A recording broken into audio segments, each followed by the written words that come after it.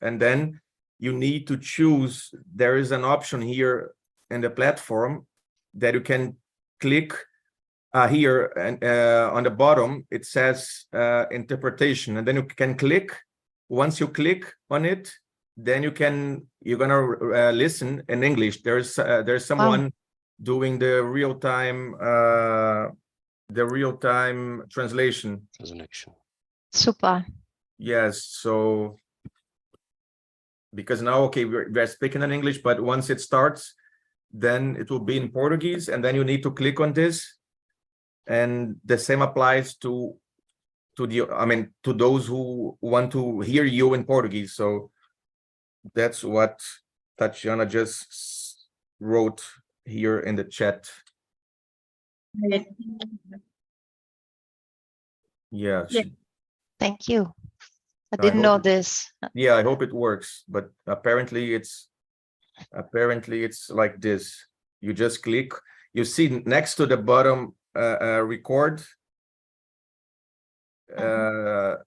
You just click on that button, and then you're gonna hear someone just translating our speech. And yes, understand. Yeah, so it should work.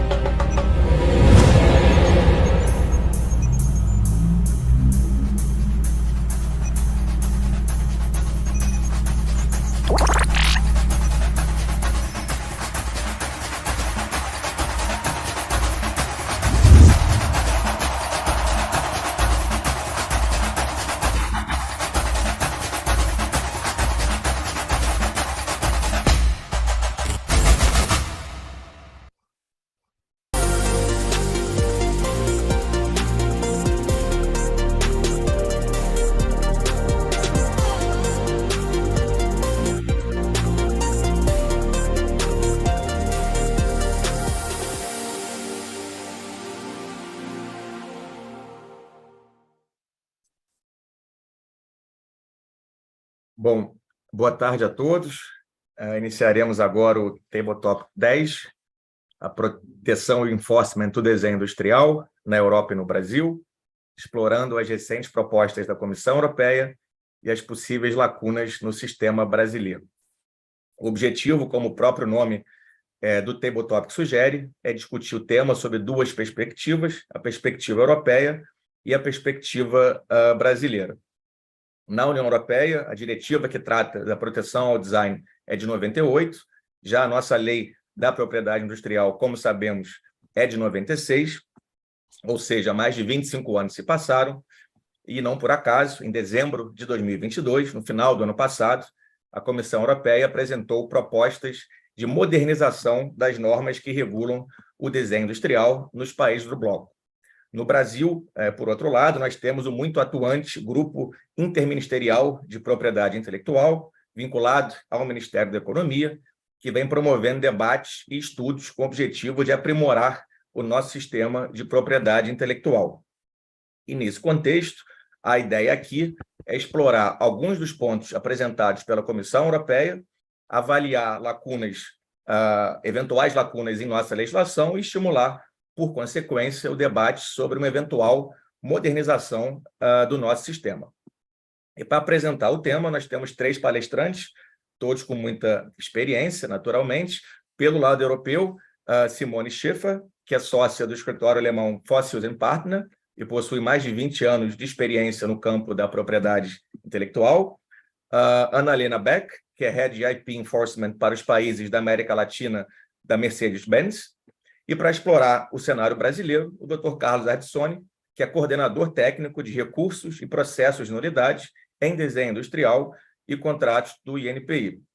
Para quem se interessar, as informações completas de cada palestrante se encontram disponíveis no site do Congresso. Rapidamente sobre o formato do painel, ou do Table Topic, a Simone Schäfer começará o Table Topic apresentando as novidades trazidas pelas propostas da Comissão Europeia.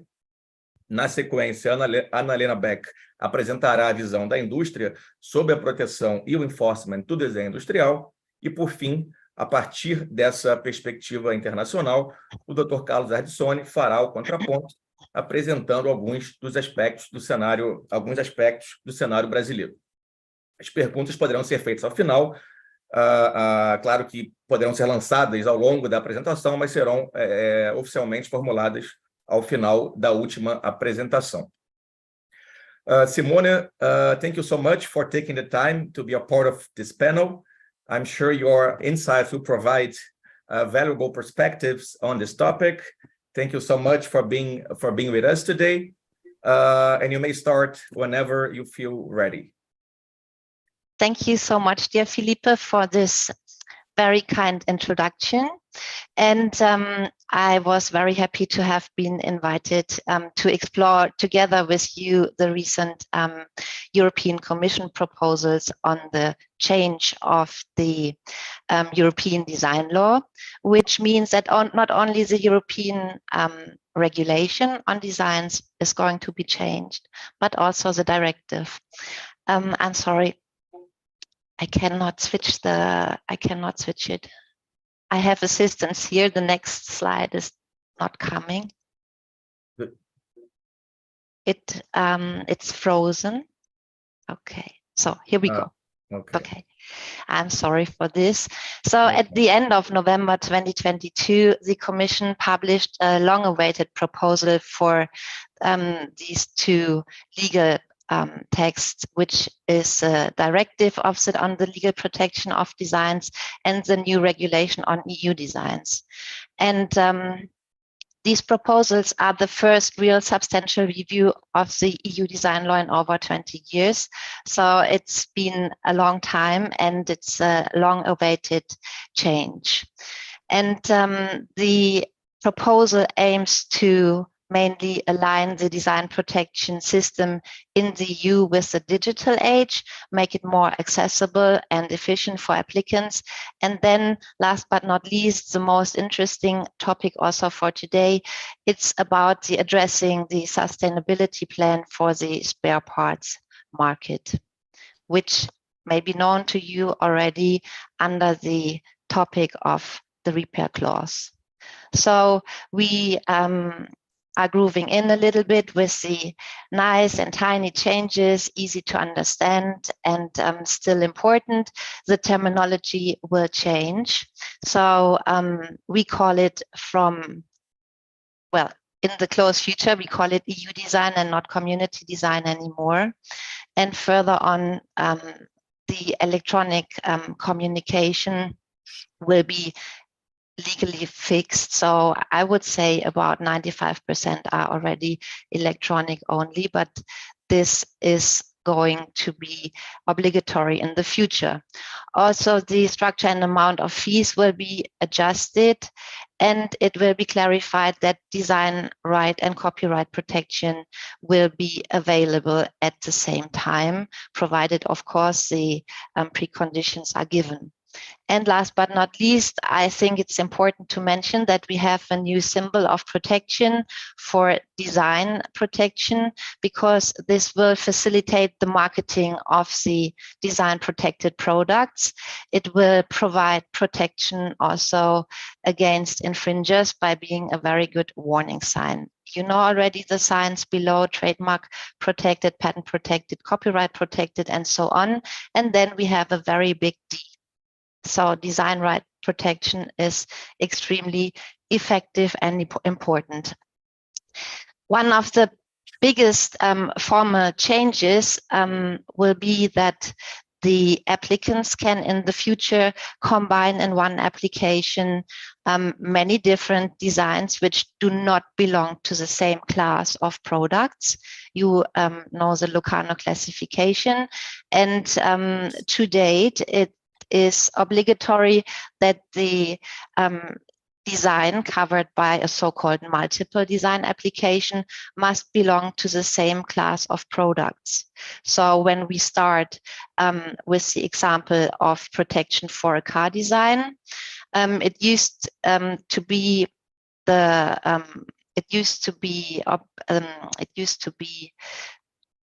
it was like this, that you applied for your car design for the parts of the cars, and then you could apply for a multiple design application. However, now it's possible to combine within such multiple application not only a car design and parts of the cars, but for example, also merchandising articles such as t-shirts and coffee mugs, whatever is necessary. And this will, of course, also have a consequence for the reduction of application fees, which you can see here. The application fee, which used to be €350, may be even cheaper, around 250 or 300 euro. It's still under discussion.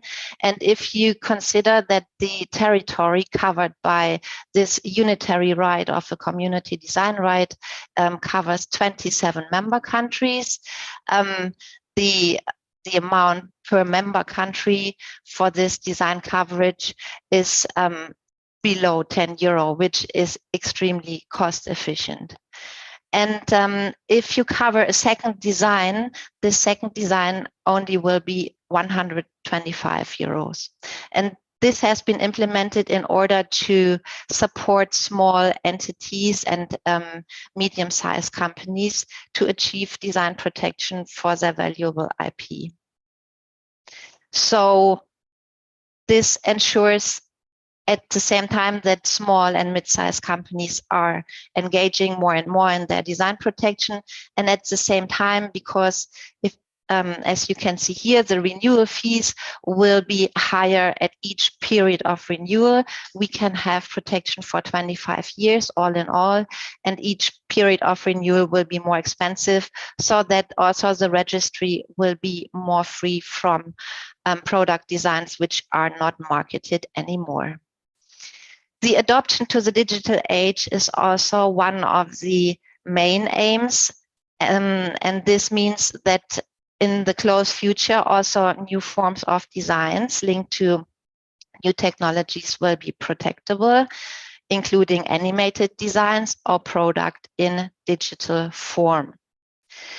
What is very important to mention is that the 3D, or because the 3D printing technology is growing, of course, design right holders face many challenges to effectively prevent this kind of illegitimate copying of their protected designs. So therefore, also the creation, for example, or the downloading, copying, and so on of any medium or software for the purpose of reproducing the product that infringing the design can already be stopped. So it's not only possible to prevent from selling the real product, but you can also prevent any third party from, for example, downloading or storing this kind of design information on an electronic mean. And this will be covered by the Article 19. There you can see the legal text. And further, the effective fight against the counterfeiting activities also address the transit problems. So the EU design regulation will now be adopted to the EU trademark regulation. It has come into force earlier for the EU trademark regulation, that also infringing goods which are in transit in the European Union can be seized and also can be destroyed. So in this case, the design right holder also can effectively find against this kind of counterfeiting activities. I would like to mention that if the holder of the goods can prove that in the country of final destination, the design rights would not be infringed, then the goods have to be released. Now we come to the very big issue, liberalization of spare parts market. It's a tongue breaker. And this has been discussed since 20 years, since the first version of the EU design regulation. And now we are very close to have a final legal provision for this. The so-called repair clause will be included in the new EU design regulation. And this repair clause has to address competing interests. On the one hand, we have the manufacturers' interests, the manufacturers and the design right holders, of course, they are not willing to allow sales of replica parts because, first of all, of course, they have their market for these kind of products, but also they would like to safeguard the consumer security and maintain their high quality. And on the other hand, we have other industries and consumers who, of course, prefer to enable sales of this kind of replicas to achieve true competition and lower prices. So what is the status quo? I found from the source you can see below a very nice landscape showing you the disruption of the internal market for repair spare parts. As a side note, you may be aware of this. The 27 European member countries have 27 national design registers and 27 national design acts. So we have design law on a national basis. And the EU design covers the unitary right, covering as one design right the whole territory of the EU. And with regard to the repair clause, the European market is not yet harmonized. This will come when the directive comes into force, and after a certain transition phase, we will have a harmonization. We still, I'm not sure about this transition phase, can be 3 years, 5 years, 10 years. There's, as you can imagine, a big discussion between the different national committees. And on at least for the European community design, this should be stipulated earlier, because we had this very famous case of the European Court of Justice concerning a manufacturer of wheel rims on the one hand and the German car manufacturers Audi and Porsche. And in that famous judgment, the court clarified that the repair clause covers, first of all kind of spare parts. So both fixed spare parts and non-fixed spare parts. For example, wing mirrors and also wheel rims. And further, it covers spare parts that are necessary for the normal use of the car. And it only covers parts that are used to repair the complex product, to repair the car, to restore the original appearance.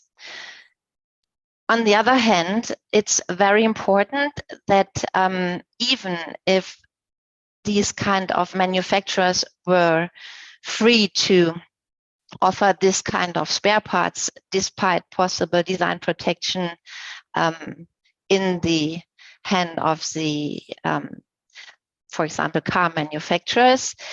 These spare part manufacturers must inform the downstream user that this part is just exclusively used for the purpose of repair. This is the only purpose. And furthermore, it must be ensured by contractual obligations that the buyer of such parts can use the parts really only for repair purposes and to restore the original appearance. And the earlier, we called it freeze plus clause, Article 110 of the regulation, now is intended to become a final provision within our new Article 20A of the regulation. And this repair clause, we call it repair clause, foresees that protection cannot be enforced for a design which is, first of all, a component part, which I explained before, and then upon whose appearance the design is dependent, which is, for example, the case for side mirrors or headlights or also wheel rims. But it's relevant that these kind of parts are for the sole purpose of the repair. And this is all in the new stipulation of 20A. However, there is one exception to this right of defense of the seller of spare parts. It must be clear and visible on the product or on the packaging or in another appropriate form that the product which is sold is just for the purpose of repair, and also the commercial origin must be indicated so that the consumer can make an informed choice between the competing products that can be used. Here I have given you the full text of this article. You can have a more closer look when you may be interested to have a review on the slides. And the impact of this kind of repair clause and accordingly resulting in a liberalization of the spare part market, we will see what is going to happen. But with regard to German consumers, for example, from 2020, I found a market survey, and obviously the German trade circles are clearly preferring original manufacturer parts, because there you see the number at the bottom, it's 85%. They still prefer original manufacturer parts. So we will see if the spare part market will be revolutionized or not. And for anyone who is interested on the updates of the legal process for the directive and the regulation, you find some links here. Thank you so much for your attention, and I'm happy to answer your questions, if any, later. Thank you, Simone. Thank you, Simone, very much for the very informative and clear presentation. It covers important and interesting points of the European Commission's proposals. Thank you so much. You're welcome. Thank you for having me. Annalena, it's a great pleasure to have you with us for the discussion. You may start whenever you feel ready. Yes. By the way, I should share my screen, right? This is true. Thank you. I mean, I can start in the meantime. Yeah, so as Philippe already said, my name is Anna. I'm responsible for IP enforcement at Mercedes-Benz in the region Americas. And first of all, thank you, Philippe and ABPI, for inviting me today. It's a real pleasure for me taking part in this roundtable discussion.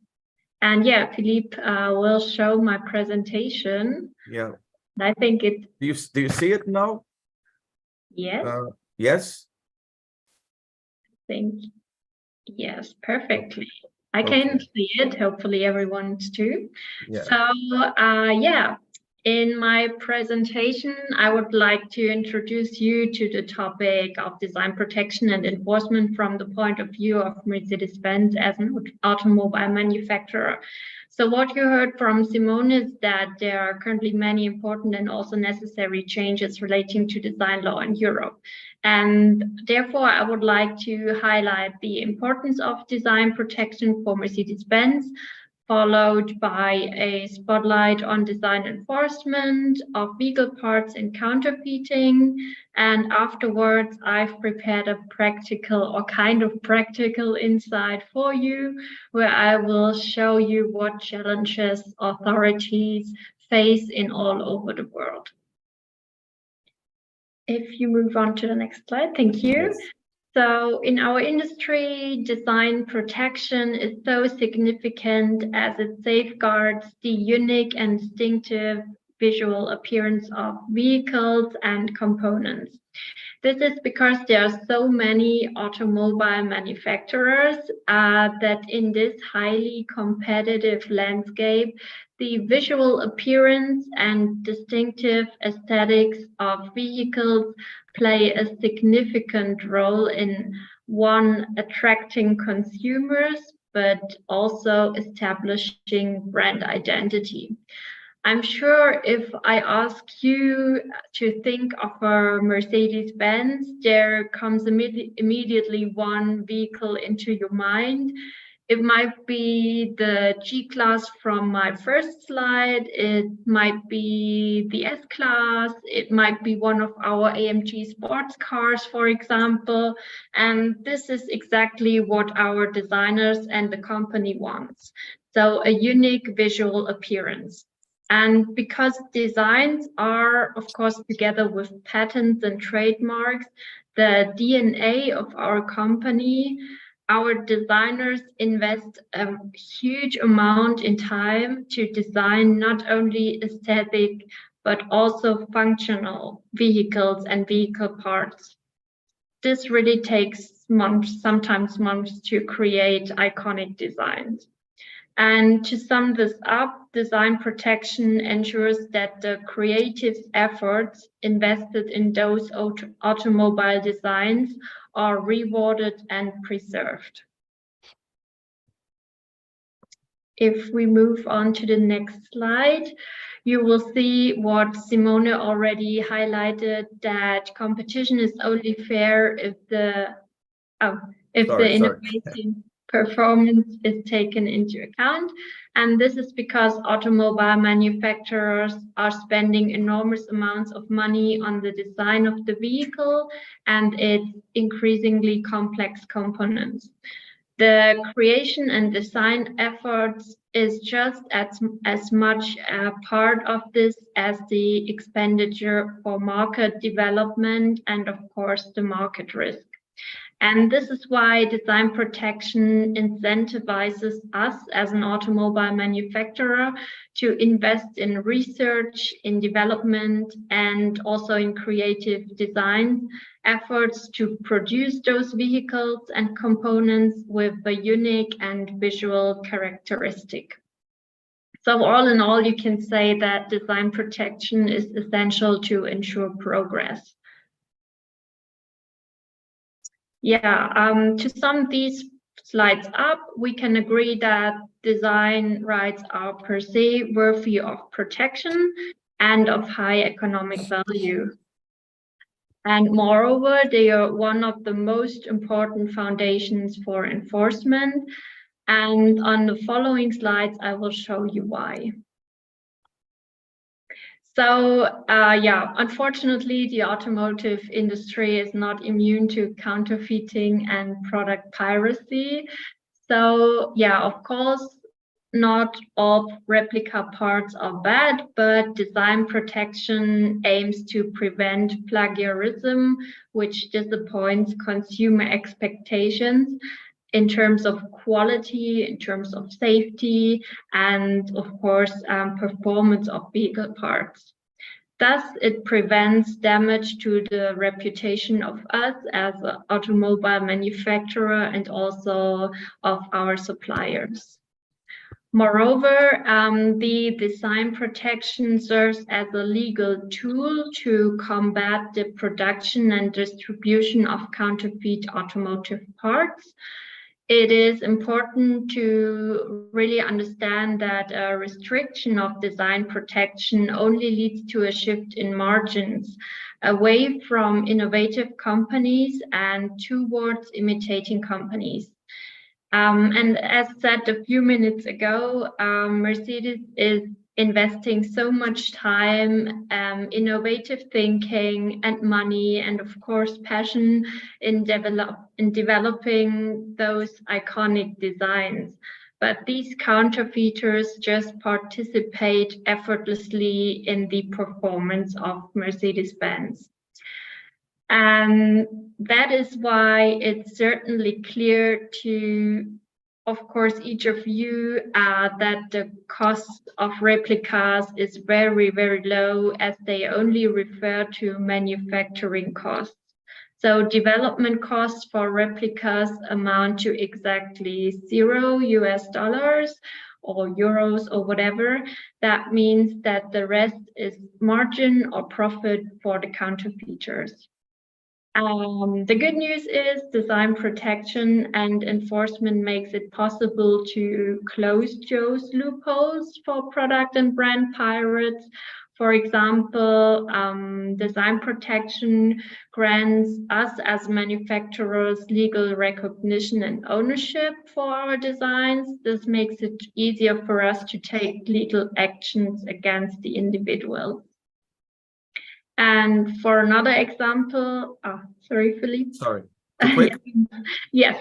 For another example, this threat of legal action and potential consequences have a deterrent effect to counterfeiters. And the third example would be that design protection can extend across international borders, allowing us to defend our designs in various jurisdictions. And this makes it difficult for the counterfeiters to exploit those legal gaps between the countries to their advantage. Yeah, thank you. So, as I said in the beginning, I want to give you a kind of practical insight in the challenges authorities face worldwide. So the first thing is the import of generic parts. As said before, counterfeiters are clever. So what they do is they are shipping vehicle parts without any branding or with other branding, for example, with like no-name branding. And after successfully importing it to a country, they are removing those brandings and the logos and repack it into other branded packaging. And so you see, it's not easy for the authorities to really identify those design infringement, because when at the point it comes into customs, there was no trademark or logo or branding attached to the part. The second problem or challenge is that the authorities face is to identify the protected design right, because it's nearly impossible to know all the signs of each and every product, of each and every industry. So, for example, for Mercedes-Benz, we have hundreds of rims protected as designs in Germany and Europe. To be honest, I just know a few of them. I don't know all of them. So it's really hard, or it's even harder for authorities to know all the designs. And the third challenge for authorities is during raids. It's hard to identify design infringements during raids, as the branding is often not yet attached to the vehicle parts, because we see that in many cases, the branding is applied in a different production hall right before it's shipped to the end customer. So when authorities are doing raids, sometimes we see that, or often we see that the branding is not yet attached to the vehicle part. And so, yeah, we would have to rely on authorities to do a legal assessment, or courts to do a legal assessment. And yeah, to give you a practical insight in these challenges, I've prepared at the end of my presentation a small case. This is a case from 2021 in Latvia. It's one of the countries in Eastern Europe. And yeah, I mean, you can now ask yourself, what would you do if you were working at customs and you would inspect this box? Would you Google one of these numbers, or would you just open the box and hope to find more details inside? Or probably you would check further shipping documents. Yeah, I'll show you what's inside of the box on the next slide. Yeah, this refers to many customs cases because, yeah, unfortunately, all we find inside is the rim itself with no marking, no branding at all. On the pictures, you can see the front side and the back side of the rim. The front side is on the left, the back side of the rim is on the right. And especially in this case, or in the cases of rims, counterfeiters are clever enough to pack the hubcaps into separate boxes for shipping. So the hubcaps are those small things with the logo on it, which are usually in the center of a rim. Yeah, so let's get back to the case. I cannot tell you what the officers in this specific case did, but we were lucky enough that the officers in Latvia were doing a research and were not stopping at this point, because they found out that the owner of this specific design is Mercedes-Benz and contacted us afterwards. And on the next slide and last slide, you can see on the right the original design of the rim of Mercedes-Benz, and on the left side you can see the counterfeited rim. So there is a small section in our rim. It is the so-called AMG bench, where you could have identified that this design belongs to Mercedes-Benz. I tried to highlight it on the left side and also on the right side. So in both pictures, you can see the blue arrow. But yeah, it's really hard to identify for authorities, especially during raids and of course at customs too.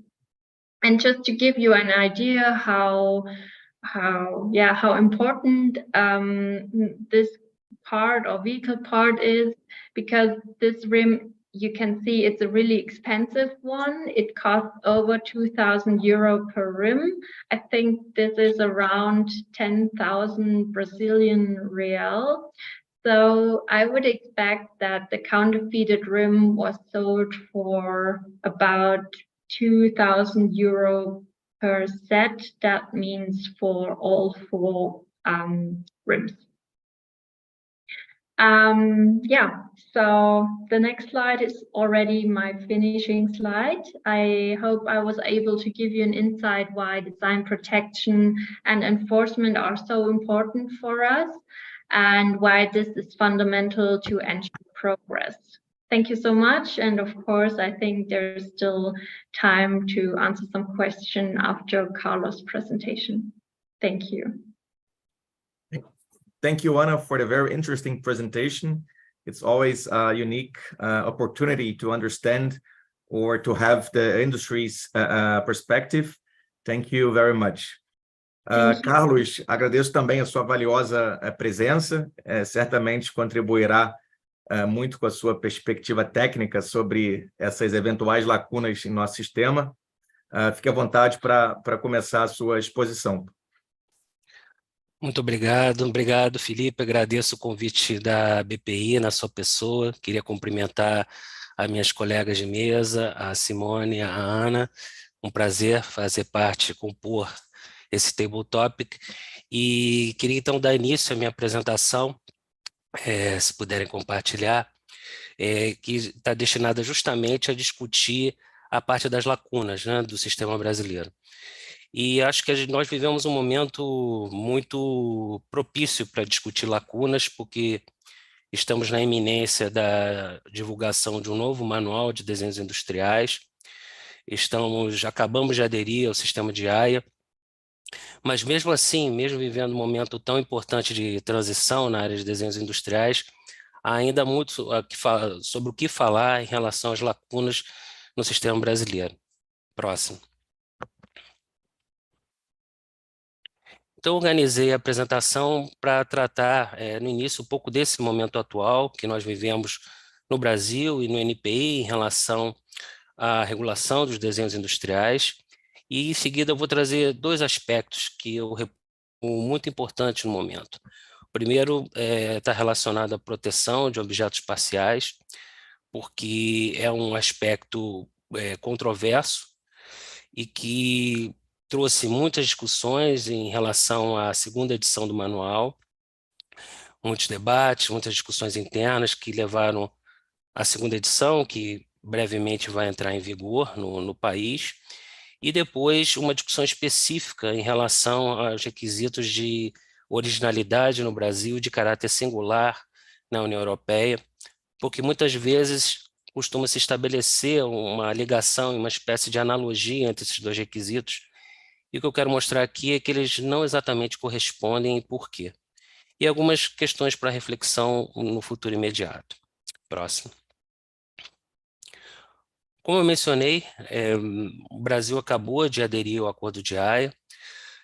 Foi um momento que ainda não acabou, de muito trabalho, de muita preparação no INPI, tanto em relação a remodelar as suas diretrizes de exame e tentar aproveitar esse momento, né, aproveitar esse ensejo para atender alguns pleitos, né, algumas reivindicações já de muito tempo de modernização nas regulações, nas diretrizes do INPI sobre desenhos industriais, de forma a torná-lo mais afeito, né, à atual realidade tecnológica. E muitas transformações também estão ocorrendo ainda, estão em implementação, novos sistemas de exame, sistemas de peticionamento eletrônico. E temos aqui também, em relação à segunda instância administrativa, que eu aqui represento como coordenador da área, em vias também de divulgar a segunda edição da coletânea de decisões da segunda instância administrativa do INPI, porque na segunda instância nós temos essa função regimental de consolidar a jurisprudência administrativa do Instituto. E nós acreditamos que também divulgando as nossas decisões, dando publicidade às nossas decisões, isso também contribui para esse ambiente de certeza jurídica. Próximo. A questão dos objetos espaciais. Essa questão dos objetos espaciais, como eu acabei de mencionar, ela tem tomado nossa atenção e a atenção de todos os advogados atuantes na área. O que eu posso afirmar em relação aos objetos espaciais é que o atual manual, no momento em que ele traz novas possibilidades de proteção, no momento em que ele traz uma série de inovações, não só em relação a esse ponto em particular, o manual está agora contemplando a possibilidade de proteção de interfaces gráficas, de objetos com partes sem conexão mecânica, que foi um ponto muito sensível na discussão. Então, a partir de agora, um jogo de xadrez, um jogo de faca e cozinha, um rack de som com 2 caixas, são exemplos que vão estar no atual manual, vão poder ser requisitados como um registro de desenho industrial no INPI, isso antes não era possível pela interpretação anterior, elementos tipográficos e a questão das linhas tracejadas, né, que é uma reivindicação antiga e bastante legítima para a utilização, até porque ela é internacionalmente aplicada já há muito tempo, em relação à informação o que constitui o escopo da proteção daquele objeto e qual é a renúncia que se faz trazendo as linhas tracejadas. E contemplando também a possibilidade das linhas tracejadas serem utilizadas como elementos contextuais, até para trazer mais informações para os examinadores. Então, o que nós tivemos assim, durante esses 3 anos, entre a primeira edição do manual e a segunda edição do manual, foram muitas discussões no âmbito do nosso comitê interno de aperfeiçoamento de procedimentos e consultas à Procuradoria, foram várias nesse período também, para podermos chegar à versão final desse novo manual, mas o que eu posso afirmar para os senhores é que nós levamos ao máximo, né? Esticamos ao máximo nossa elasticidade hermenêutica interpretativa para, dentro dos limites da lei, nós podemos inovar em relação às diretrizes de exame. Há aspectos que são modificáveis e que só podem ser revistos por alteração legal, e um deles é justamente a questão dos objetos parciais, aqueles objetos que não subsistem de uma forma independente de outros objetos. A gente ouviu as apresentações anteriores sobre as partes parciais de automóveis, de produtos complexos.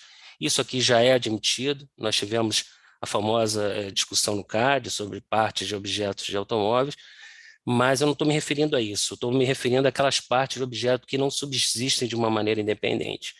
E isso não tem como avançar nesse ponto, é uma barreira legal, e acho muito propício que se traga nesse painel essa discussão sobre as mudanças nas regulações comunitárias, porque convida o Brasil também, por intermédio do GIP, da Estratégia Nacional de Propriedade Intelectual, trazer propostas de modificação legislativa em desenho industrial.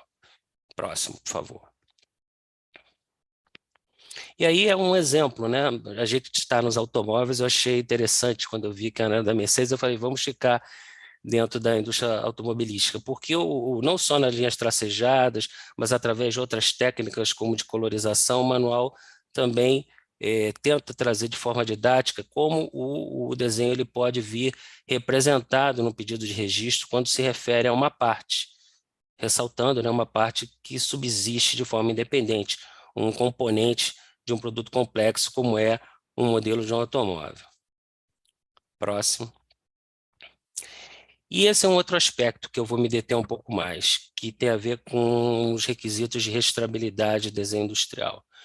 Nós temos no artigo 97 o requisito da originalidade, há várias interpretações, há várias abordagens correntes que tentam conferir uma interpretação ao artigo 97, eu vou tratar de uma delas que eu considero a majoritária, que vem sendo mais seguida dentro dos nossos tribunais, mas costuma se estabelecer uma espécie de uma analogia, uma espécie de uma correspondência entre o critério de originalidade na lei brasileira e o critério do caráter singular das diretrizes comunitárias. E o que eu pretendo mostrar aqui é que não é exatamente isso. E qual é a minha preocupação de trazer essa comparação e trazer essa reflexão? Devido a tentativas recentes que vêm se observando nos tribunais brasileiros, de certa forma, importar alguns conceitos que são caros às diretrizes comunitárias para serem aplicados nos julgados brasileiros, sem que nem ao menos eles estejam positivados, e inclusive em sede de produção de provas periciais, né? Critérios de aferição da originalidade que são, a meu ver, estranhos ao nosso ordenamento, e que, portanto, precisa haver uma reflexão maior em relação à possibilidade ou não de utilizá-los e, entendendo por essa possibilidade, quais são os critérios para eles serem aplicados, principalmente em sede de prova pericial. Próximo, por favor. E quando eu me referi a essa abordagem, né, acho que a maior parte das pessoas que trabalham na área de desenhos industriais estão familiarizados com a teoria do contributo mínimo do professor Denis, no livro que ele lançou em 2010 com o Dr. Rodrigo Sotomayor e a doutora Carolina Tinoco. Para sintetizar, do que trata o contributo mínimo? Trata da necessidade de ter um grau de inventividade estética que seja realmente compatível com o merecimento de uma nova proteção. É preciso haver uma contribuição significativa ao estado da arte das invenções. A individualidade ornamental atingida ela tem que ser significativa e tem que haver um esforço estético e um passo criativo relevante, e esse contributo ele precisa assegurar, até porque existe um fundo, não só da recompensa do inventor, mas um fundo de atingimento social, que é o do enriquecimento do patrimônio ornamental e estético das artes aplicadas à indústria. E o requisito é esse, né? Então, nós não temos, assim, no artigo 97, nenhum critério positivado de ponderação ou de mitigação desse critério da originalidade. Ele não está sujeito a nenhum observador padrão, por exemplo, como nós vemos no campo das patentes, quando se fala no técnico no assunto, né? A lei, o legislador optou por não trazer qual deve ser esse olhar hipotético, esse olhar padrão em relação ao requisito da originalidade, o que não significa que nós não possamos avançar nesse sentido, obviamente. Próximo, por favor. E aqui o que nós temos é o requisito do caráter singular no ordenamento comunitário da União Europeia. E aí eu quero chamar a atenção para dois critérios importantes de ponderação. As diretrizes comunitárias, elas positivaram expressamente de quem tem que partir desse olhar, quem é esse observador padrão, quem é esse observador hipotético. Quem é ele? É o usuário informado, né? A lei não define quem é esse usuário informado, mas faz menção ao usuário informado a partir dessa diretriz em vigor desde 98. E, além disso, né, no item 2, traz a necessidade de se levar em consideração o grau de liberdade do criador na realização do desenho. Então, em tese, em produtos complexos, existe uma maior margem de criação e, portanto, deve-se haver uma exigência maior em relação à singularidade, ao caráter singular daquele objeto para que ele mereça uma proteção. Próximo. E aí é o ponto que eu queria chegar, né? Esses critérios de ponderação fazem com que até hoje, desde 98, e a partir de uma pesquisa que eu comecei a levantar recentemente, por motivos que eu vou ainda revelar aos senhores, haja uma série de controvérsias sobre a aplicação e o reconhecimento desse usuário informado. E a maior parte das vezes essas críticas se referem à necessidade de criar critérios bem objetivos para a aferição, para a sindicabilidade, para a prova da existência de que, em um determinado segmento, há um usuário informado que sabe, a partir de um olhar que não é nem do técnico do assunto, nem do consumidor médio, porque conceitualmente o que se entende é que o usuário informado ele é uma espécie de meio termo entre um técnico no assunto e um consumidor médio, que esse usuário informado ele é capaz de reconhecer diferenças entre determinados objetos e é o olhar desse usuário informado que tem que ser levado em consideração. Há muitos artigos de autores europeus e de mercados próximos também da Europa. Outros países também adotam esse conceito, como a Austrália, a Turquia também, e todos são unânimes em mostrar que não há ainda, apesar de mais de 20 anos de experiência, ainda há necessidade de avançar em testes, em etapas, e alguns testes já foram criados para o reconhecimento dessa figura do usuário informado e para a aferição desse critério do caráter singular. Próximo. Então, quais são as questões que eu queria trazer para reflexão nesse futuro imediato, né? Voltando ao início da apresentação, eu acho que, por vezes, nós temos que aproveitar esse momento de mobilização, de engajamento dentro da administração pública, dos atores públicos, das instituições públicas, em torno da Estratégia Nacional da Propriedade Industrial, para avançarmos seriamente em reformas legislativas. Por vezes, o INPI ele tem que enfrentar, dentro da sua função de executor da Lei da Propriedade Industrial, um esforço hercúleo em maneira de elasticidade hermenêutica, como eu utilizei aqui. Tem que haver um grande esforço de criatividade hermenêutica do INPI, obviamente com aval legal da sua área jurídica, para poder contemplar as justas expectativas dos seus usuários, principalmente devido aos avanços tecnológicos na área de desenhos industriais. O manual, que deve entrar em vigor em breve, procura contemplar isso. Um outro aspecto, e que remete já à discussão sobre originalidade, que nós observamos uma tendência muito grande de certa banalização da ornamentalidade, da originalidade. Acho que é necessário tentar resgatar o espírito essencial da proteção, voltar às raízes e o espírito conceituais do desenho industrial. Nós observamos assim, pedidos que, por vezes, nos parecem claramente que não têm mínimos critérios para serem sequer pedidos como desenho industrial, concedidos como desenho industrial, próteses dentárias, molas para prendedores de cabelo, entre outros objetos sem nenhum, não são objetos de gosto, não são objetos ornamentais, mas que vêm cada vez mais povoando assim a base de dados do INPI. E, por fim, essa tentativa recente de importação de conceitos. Nós tivemos, como esse do usuário informado que eu mencionei. E eu acho que agora a Ana e a Simone vão entender um pouco melhor as perguntas que eu mandei para elas antes. Porque nós tivemos recentemente uma ação no Tribunal Regional Federal de uma grande montadora que pediu a desconstituição de uma decisão de nulidade de 2 modelos de seus automóveis que o INPI considerou muito semelhantes a modelos anteriores da própria montadora que ela já tinha protegido. E a alegação, para sintetizar, dessa montadora de automóveis de luxo, também da Alemanha, mas não é a Mercedes, Ana, era que havia mudanças incrementais, detalhes mínimos que podem ser reconhecidos por um usuário informado e que ele é capaz de identificar essas mudanças incrementais, esses detalhes mínimos, e reconhecer a diferença do modelo de um ano para outro.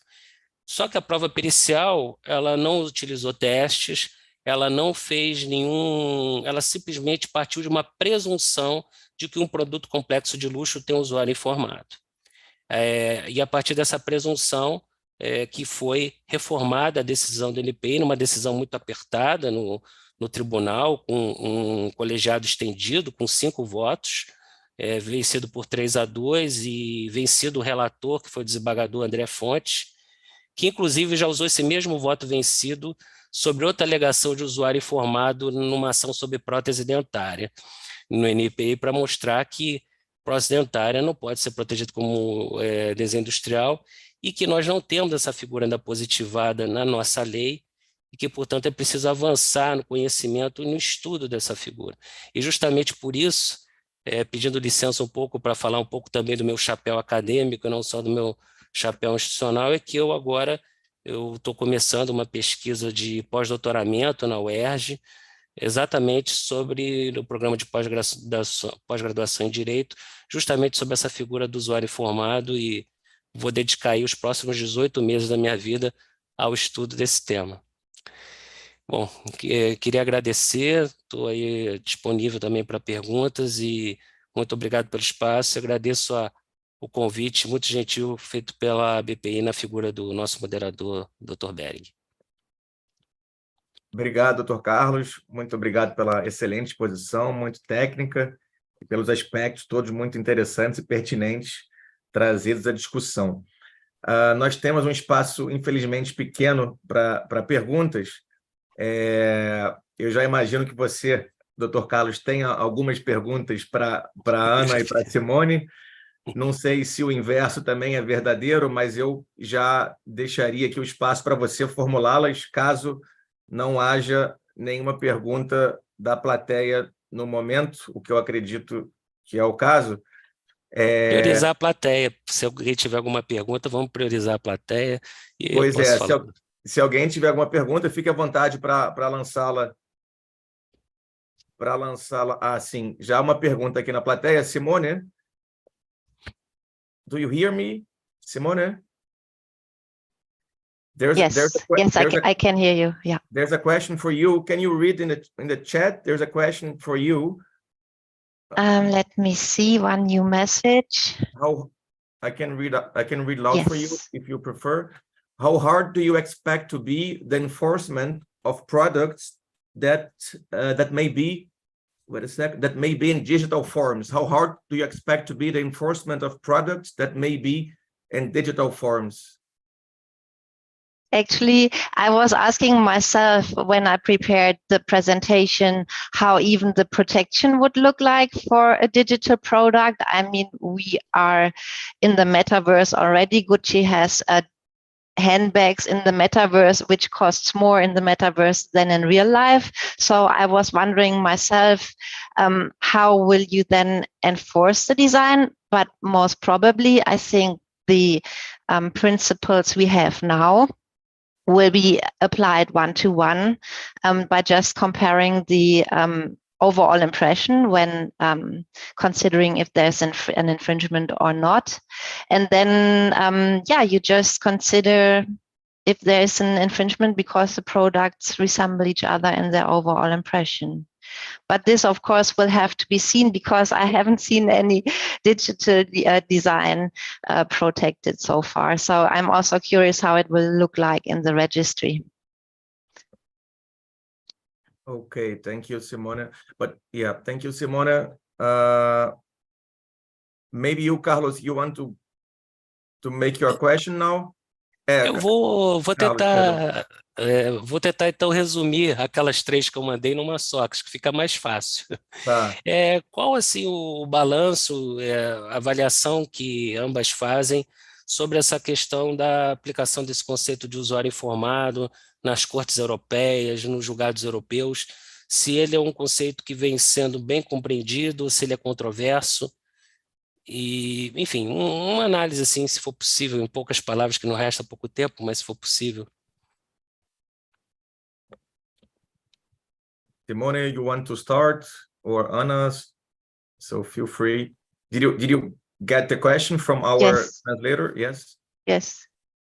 I mean, I may quickly start. The informed user, as you said, is a concept, so it's not a technical expert on the one hand, and on the other hand, it's not the average consumer who is more diligent maybe than other consumers, but it's a person who is just more attentive and more informed than the average. And when we have a look at the informed user, for example, in the car industry, Anna, you may correct me if I'm wrong, is someone who pays a lot of attention to the design of the car. So this can be the purchaser in general.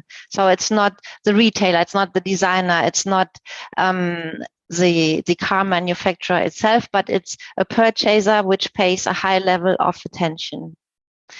And as it's abstract, it's a concept, there's a lot of room to argue. And after all, the judge has to be, in this perspective, or has to adapt the perspective of this kind of the very abstract potential informed user, which of course is difficult. I totally agree with you.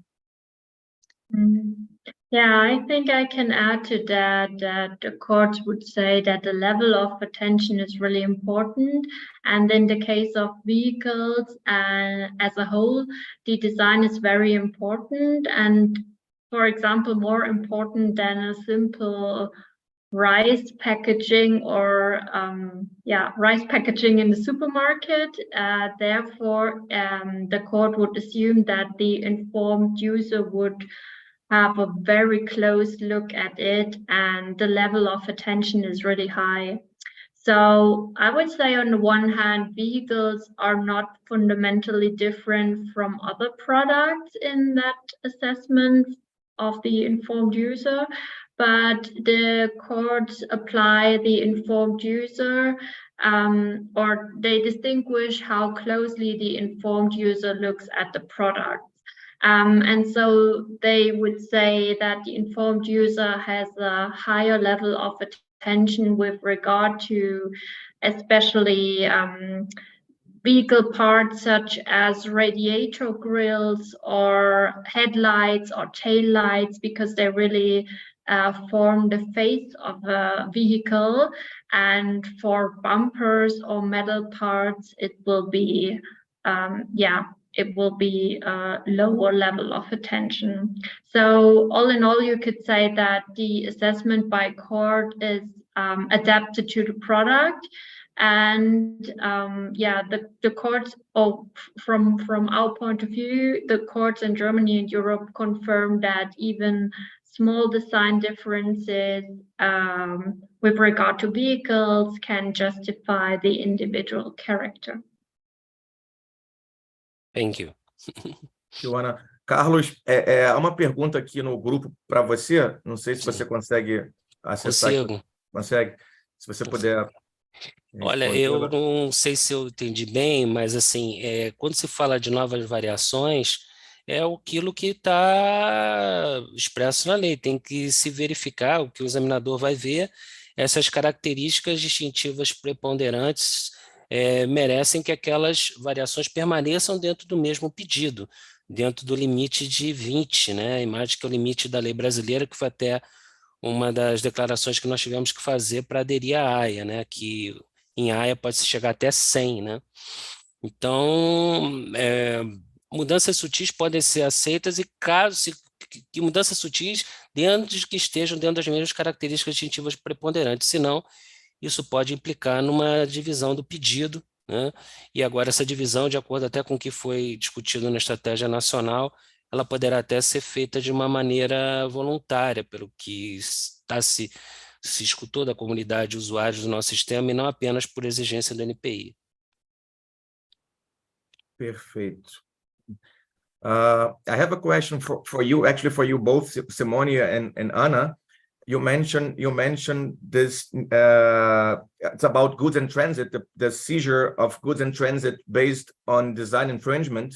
In Brazil, we don't have any provision addressing the possibility of seizing goods in transit based on trademark infringement. This was something new in the EU system since 2016, if I'm not mistaken. And now you have the possibility, apparently, to seize based on design infringement. So my question is actually, how is your experience with this new system, which came into force a few years ago? Do you have, did you experience an increase of cases? How you deal with the customs regarding seizures based on trademark infringement? If you could tell us a little bit about your experience, because as I said, in Brazil, we don't have any provision in our system addressing this specific topic, even though it's possible to seize based on trademark infringement. We don't have any specific provision addressing goods in transit. So if you could tell us a little bit about your experience regarding this specific situation. Maybe Simone, you could start. Your practical experience, because yes. Actually, I have to admit I never had a case concerning goods in transit, because my daily work does not often encompass custom seizures.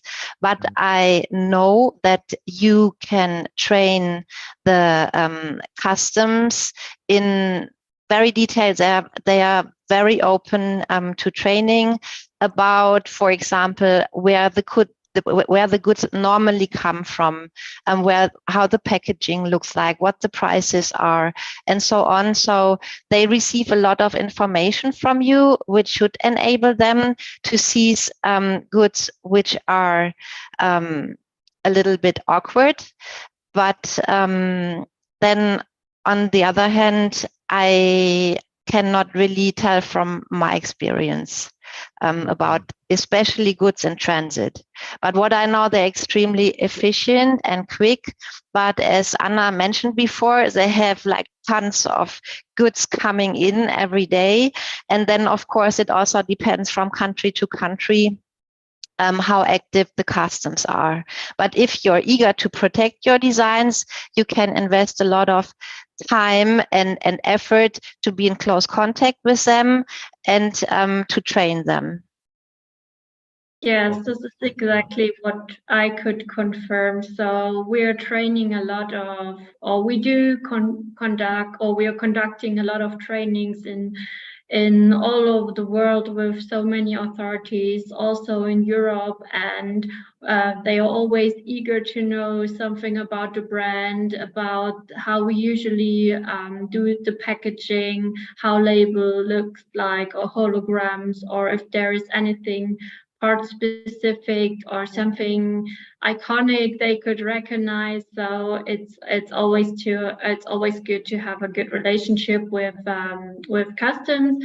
And with regard to your question, Philippe, I'm not the person who's responsible for the European market, but at least what I know from my colleagues is that we of course usually have a lot of products who originate from the Asian countries, are coming over to Middle East Africa, and then to Europe, and then are sold to whatever, Latin America, the US, and so on. So with that new system to really seize the product in transit, it's a real benefit for us as a manufacturer, because it's usually never the case that these products or counterfeited products are manufactured in one country and sold in one country. So it's really good to have the option